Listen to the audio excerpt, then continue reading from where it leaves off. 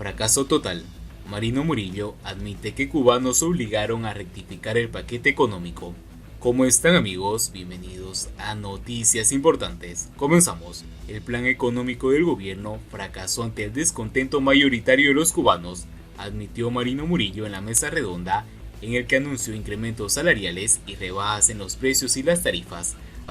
a un mes del octavo congreso del gobernante Partido Comunista. La rectificación gubernamental, anunciada el día viernes, se organizó en 53 reuniones encabezadas por el presidente Miguel Díaz-Canel, como respuesta a las opiniones críticas de la población, que son escuchadas constantemente por indicación del general del ejército Raúl Castro, precisó el padre de la reforma económica.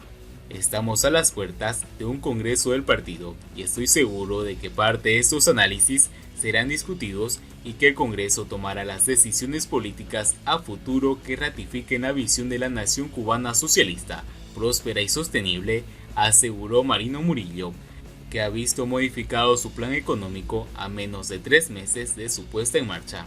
El gobierno cubano rectificará 67 normas jurídicas a menos de 3 meses de la puesta en marcha de la denominada oficialmente Tarea de Ordenamiento, que supuso un jarro de agua fría para la mayoría de los cubanos, al ver casi quintuplicados sus ingresos frente a un incremento del costo de vida entre 9 y 13 puntos, según los datos de los economistas. Algunas de las rectificaciones anunciadas por el gobierno cubano están limitadas a un año, precisó Murillo, que se hizo un pequeño lío con las fechas, pues se refirió al 10 de diciembre pasado como fecha de comienzo de la reforma, pero luego recordó que había entrado en vigor el 1 de enero, dejando en el aire si los 12 meses se cumplirían en diciembre o en enero próximo. La rebaja de las tarifas eléctricas en el sector residencial se mantendrán, al menos este primer año, aclaró Murillo, preocupado por el nivel de subsidio de los precios de venta de energía a la población,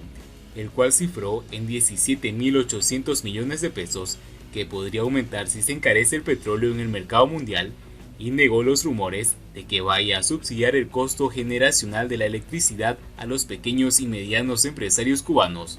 Algunas personas han dicho que ahora vamos a pagar la electricidad a los cuentapropistas. No es correcto. Siempre la tarifa no residencial cubre los costos de la generación, aclaró Murillo Jorge. El gobierno tuvo que rebajar un 60% los precios de venta de pienso a los productores de carne de cerdo, que, junto a los de arroz, café, vegetales, frutas y semillas de hortalizas, rechazaron las tarifas que pretendía imponer el Estado de 42.000 pesos la tonelada de cerdo en pie, que los dejaba sin utilidades. En este caso, el Ejecutivo no aumentó el precio que paga, pero bajó el de la venta de los alimentos para los cerdos, básicos en la dieta cubana contemporánea. Murillo Jorge avanzó que próximamente habría un anuncio gubernamental para productores de leche y arroz, pero no especificó el carácter ni el alcance de la novedad que enmarcó en la rectificación de errores de la tarea de ordenamiento. El gas licuado bajó de 213 pesos por cilindro, previstos inicialmente en los planes del gobierno, a 180 pesos, indicó el alto funcionario,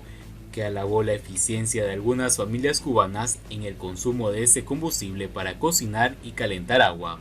Otras de las rectificaciones emprendidas por el Ejecutivo cubano es la inclusión de un mayor número de medicamentos subsidiados, sin identificarlos ni precisar sus nuevos precios, que parecen seguir el criterio oficial de rebajar y o subsidiar la venta de alimentos, medicinas y artículos cuyos precios de enero soliviantaron a los cubanos, que no han dejado de quejarse y criticar las medidas del gobierno.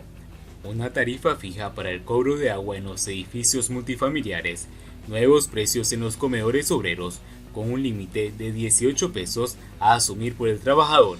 El resto lo asumiría la empresa, informó el alto funcionario, que dio por resuelto los casos de 100 y 200 pesos por ración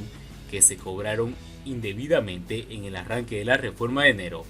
Las declaraciones de Murillo Jorge se produjeron en la mesa redonda, en la que también comparecieron la ministra de Finanzas y Precios, Macy Bolaños, y la ministra de Trabajo, Marta Elena Feitó, quien anunció una subida en los pagos por nocturnidad para médicos y demás personal sanitario.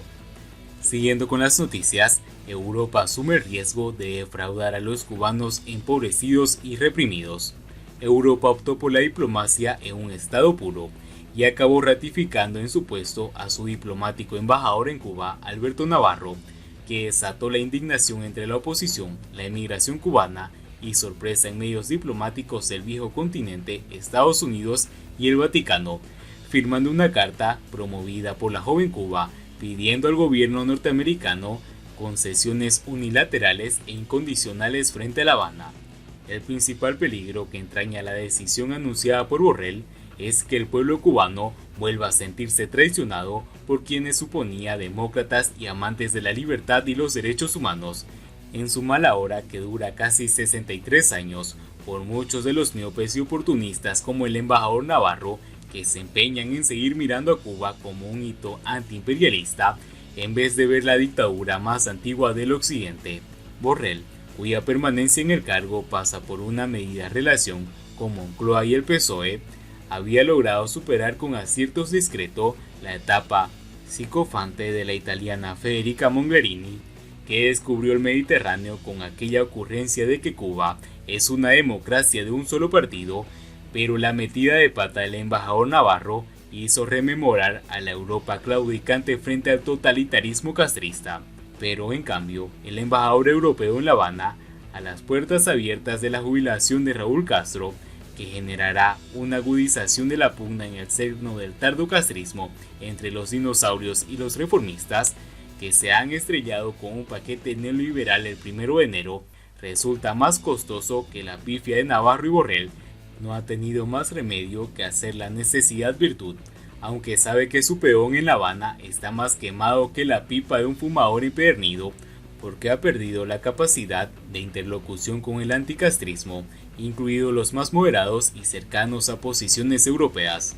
La salida de tono del embajador europeo en Cuba ocurrió en el peor momento posible, porque Bruselas, Washington y el Vaticano siguen sin entender la actitud represiva del gobierno cubano frente a la oposición y la sociedad civil, que protagoniza acciones espontáneas y alejadas del canon político, desquiciando La Habana, y cuando la oposición anticastrista está abocada a una notable renovación de estrategias y de mensaje por el empuje de los movimientos ciudadanos como San Isidro 27N, los sacerdotes de bases que se oponen al empobrecimiento y a la desigualdad creciente, y a los ciudadanos que cuestionan a diario a Miguel Díaz-Canel y Marrero Cruz.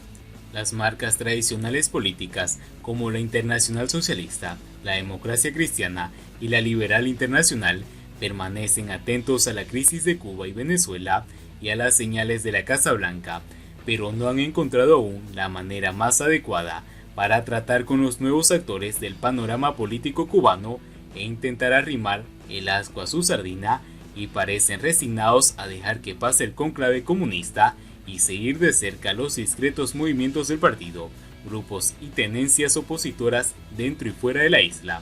por si desembocan en confluencias y mayores definiciones. De hecho, el anuncio del movimiento San Isidro, luego matizado por Luis Manuel Otero Alcántara, de que se convertiría en una plataforma, hizo sonar los teléfonos móviles del Vaticano, Washington y Bruselas, intentando saber si era otra jugada espontánea o inducida desde afuera, y sobre todo, si alguien había adelantado o movido fichas a su favor.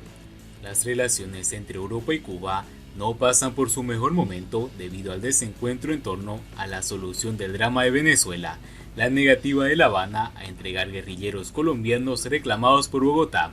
las deudas impagadas con el Club de París y España, y la incomodidad que generaron en gobiernos europeos las maniobras castristas de alquilar personal sanitario al viejo continente, lanzando campañas de ofrecimiento a través de los aliados residuales buceñeros y buscando acuerdos con gobiernos regionales como el conseguido en Lombardia y el frustrado en Cataluña y Valencia.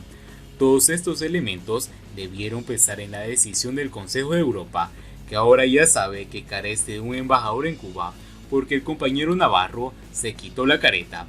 con el inconveniente añadido que también lo sabe el tardocastrismo, que arreciará sus presiones y caricias en el diplomático, y el resto de gobiernos europeos en el mundo, que moverán a su antojo y conveniencia a sus peones en La Habana.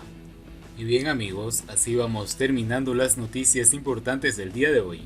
Espero que las noticias hayan sido de su agrado, y no olviden que nos ayudarían mucho compartiendo las noticias y así poder informar a muchas más personas de la verdadera realidad en Cuba. Muchas gracias por seguirnos, no olviden suscribirse, nos vemos en el siguiente informe.